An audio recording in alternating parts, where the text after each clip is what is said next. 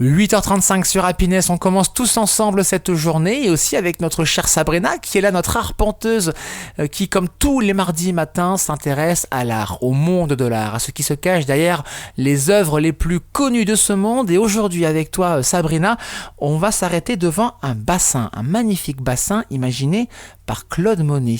Bonjour Sabrina. Chères auditrices et auditeurs, aujourd'hui, je vous emmène en terre normande au cœur d'un jardin devenu légendaire.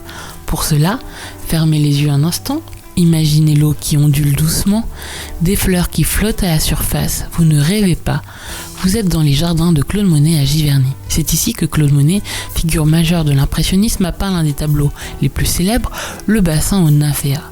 Nous sommes à la fin du 19e siècle et Monet ne cherche plus seulement à représenter fidèlement la réalité. Ce qui l'intéresse, c'est la lumière, le mouvement, l'instant.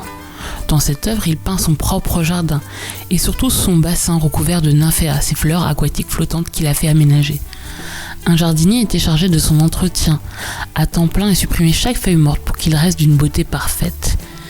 Monet cherche à y capturer des sensations et son jardin devient comme un laboratoire artistique où il passe des années à observer les variations de la lumière. Ce qui rend le tableau du jour, le bassin en nymphéas si fascinant, c'est cette immersion totale. Monet ne peint pas seulement un paysage, il peint donc une sensation.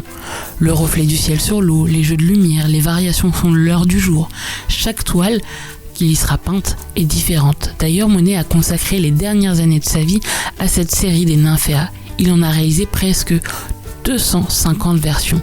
Certaines sont exposées aujourd'hui au musée de l'Orangerie dans des salles ovales spécialement conçues pour envelopper le spectateur. Dans le bassin en nymphéas, regardez bien, il n'y a pas d'horizon, pas de perspective classique, pas de ciel visible. Le regard flotte à la surface de l'eau, tout s'y joue. Les formes sont floues, presque abstraites. Les couleurs dominent, des verts principalement, des bleus, des touches de rouge et de violet. Tout semble en mouvement comme si l'eau respirait.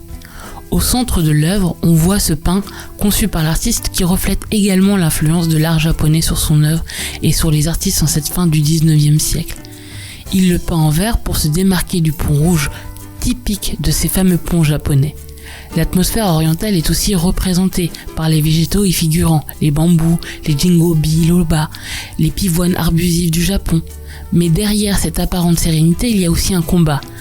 À cette époque, Monet souffre de problèmes de vue, notamment de cataracte. Sa perception des couleurs change, ce qui influence directement sa peinture.